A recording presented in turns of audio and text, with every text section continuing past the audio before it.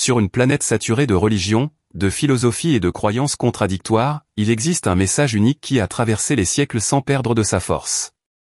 Il n'est pas né de traditions humaines, mais d'un appel prophétique, consigné dans les pages de la Bible, et qui résonne aujourd'hui aux quatre coins de la terre.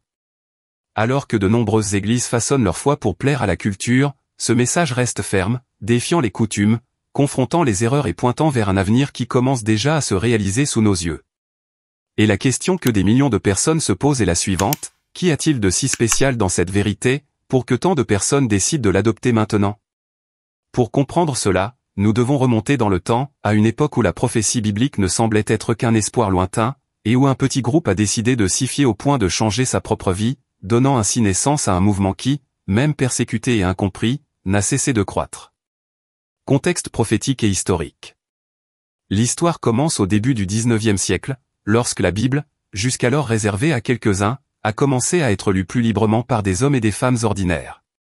C'est dans ce contexte qu'est apparu un fermier baptiste nommé William Miller qui, après avoir étudié attentivement les livres de Daniel et de l'Apocalypse, a conclu que quelque chose de grand était sur le point de se produire. Son étude a donné naissance à un mouvement connu sous le nom de millérisme, caractérisé par la ferveur, l'attente et le renoncement. Ces adeptes croyaient que le retour du Christ aurait lieu en 1844. Mais lorsque la date arriva et que l'événement ne se produisit pas comme il l'avait espéré, le monde appela cela la grande déception. Cependant, pour ceux qui ont décidé de ne pas abandonner leur foi, ce moment n'était pas la fin, mais le début. En réexaminant les Écritures, ils ont compris que la prophétie de Daniel 8h14 ne faisait pas référence au retour du Christ sur terre, mais à un événement céleste, le début du jugement dans le sanctuaire céleste. À partir de là, le message des 3 anges d'Apocalypse 14 a pris forme, un appel à adorer le Créateur, à garder ses commandements et à se détourner des tromperies qui envahiraient le monde dans les derniers jours. Et depuis lors, cette vérité traverse les générations, toujours d'actualité, toujours pertinente, et aujourd'hui, plus urgente que jamais. Qu'est-ce que cette vérité? Au cœur de ce message se trouve le Christ, non seulement en tant que maître ou exemple moral, mais aussi en tant que sauveur, intercesseur et roi qui reviendra bientôt. Cette vérité affirme que la loi de Dieu est éternelle, qu'elle n'est pas soumise aux changements humains et que chaque commandement reste valable, y compris celui que le monde a presque oublié, le sabbat, le 7e jour, comme signe de fidélité au Créateur. Elle proclame que la mort n'est pas la fin, mais un sommeil jusqu'à la résurrection, et qu'un jugement est en cours en ce moment même, dans le ciel, avant le retour de Jésus, un moment décisif où chaque vie est évaluée. Contrairement à de nombreux courants chrétiens, cette foi unit l'espoir de la seconde venue à un mode de vie qui cherche à refléter les valeurs du ciel, soin du corps, discipline spirituelle, service du prochain et dévouement total à la mission. C'est cette combinaison une foi centrée sur le Christ, l'obéissance à la loi, la sanctification du sabbat et l'attente vivante du retour de Jésus qui rend le message adventiste unique et, en même temps, si stimulant pour le monde moderne.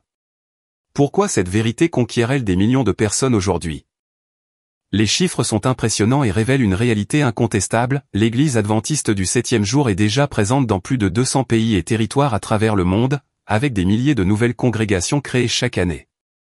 Des millions de personnes, issues de contextes très divers et des communautés reculées et des villages isolés aux grandes métropoles mondiales ont décidé de se faire baptiser, embrassant une foi qui leur offre espoir et sens à leur vie. Mais pourquoi cette croissance se produit-elle précisément maintenant? La réponse se trouve dans un contexte mondial marqué par une crise morale, spirituelle et sociale profonde, sans précédent dans l'histoire récente.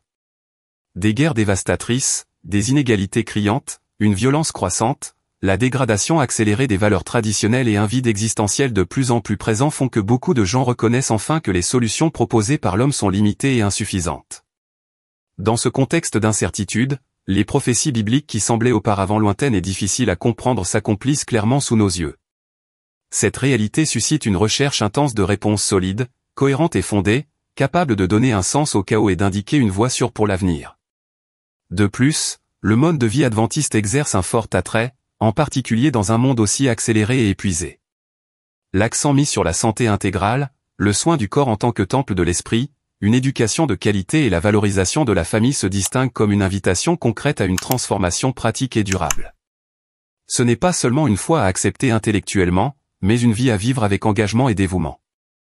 Tout cela, ajouté à l'engagement missionnaire inébranlable de porter ce message à toute nation, tribu, langue et peuple, comme le dit Apocalypse 14 verset 6, explique pourquoi tant de personnes à travers le monde trouvent dans l'adventisme non seulement des réponses à leurs questions et à leurs angoisses, mais aussi un véritable appel divin pour les derniers jours de l'histoire humaine. Et vous, que pensez-vous de la raison derrière cette croissance si rapide? Connaissiez-vous déjà ce message auparavant? Partagez votre opinion ici dans les commentaires, votre voix est très importante pour cette conversation. Témoignages et histoires inspirantes. Dans un petit village de l'intérieur de l'Afrique, un homme qui n'avait jamais lu la Bible a trouvé un tract laissé par des missionnaires. En l'étudiant par lui-même, il a découvert des vérités qui ont changé sa vie. Aujourd'hui, il dirige une église dynamique qui compte des dizaines de nouveaux convertis. Dans une grande métropole asiatique, une jeune femme élevée dans l'athéisme a entendu parler du sabbat sur Internet. Ce qui semblait n'être qu'une curiosité religieuse est devenu un appel personnel. Elle a quitté un emploi qui l'obligeait à travailler le samedi et, quelques mois plus tard, elle a été baptisée avec toute sa famille. En Amérique du Sud, un ancien toxicomane a trouvé dans un petit groupe adventiste le soutien et l'espoir que le monde lui avait refusé. Aujourd'hui, il voyage pour prêcher et aider les autres à se libérer. Ce sont des histoires différentes, mais avec le même fil conducteur, des vies transformées par un message qui n'est pas seulement théorique, mais réel, pratique et plein de puissance. Et c'est précisément cette transformation qui attire l'attention et suscite également de la résistance. La réaction du monde. Tout message qui remet en cause les intérêts établis suscite inévitablement une opposition. Dans certains endroits, les chefs religieux considèrent la croissance adventiste comme une menace, accusant l'Église de fanatisme ou de rigidité doctrinale. Dans d'autres, les gouvernements tentent de restreindre les activités missionnaires ou de rendre difficile la pratique du sabbat. Mais rien de tout cela n'est surprenant. Le livre de l'Apocalypse décrivait déjà qu'avant la fin, le message de Dieu serait la cible d'une résistance mondiale. Les deuxième et troisième anges annoncent clairement qu'il y aurait un système religieux et politique qui tenterait de faire taire la vérité. Et, d'une certaine manière, cette opposition est un signe et une confirmation que la mission adventiste accomplit exactement ce qui a été prophétisé. Après tout, si la vérité ne dérangeait pas, le monde n'essaierait pas de la faire taire. Réflexion. Si des millions de personnes, dans différents pays, cultures et réalités, embrassent ce message, ce n'est peut-être pas une coïncidence. Et si cette vérité était vraiment le dernier appel de Dieu avant la fin? Et si les prophéties qui semblaient lointaines se réalisaient déjà sous nos yeux?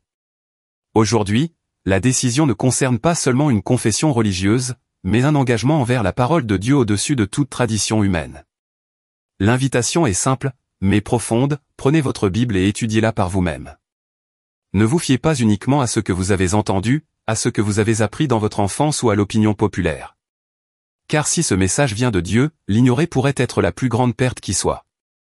Cette vérité n'est pas née de convenances humaines, mais du plan divin révélé dans les Écritures pour notre époque. Tout au long de l'histoire, Dieu a toujours appelé un peuple à porter son message à des moments décisifs et aujourd'hui, cette mission résonne plus fort que jamais. L'appel est clair, suivez-moi. Des millions de personnes y répondent, risquant leur réputation, leur confort et même leur liberté pour rester fidèles. Mais en fin de compte, la décision est individuelle. Jésus lui-même a déclaré, « Mes brebis entendent ma voix, je les connais, et elles me suivent » Jean 10, verset 27.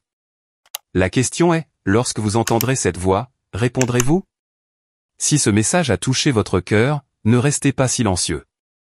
Abonnez-vous à la chaîne, laissez un commentaire et partagez cette vidéo afin que davantage de personnes puissent découvrir la vérité qui transforme des vies à travers le monde. Ensemble, nous pouvons aider cette lumière à atteindre de plus en plus de cœurs assoiffés de la parole de Dieu.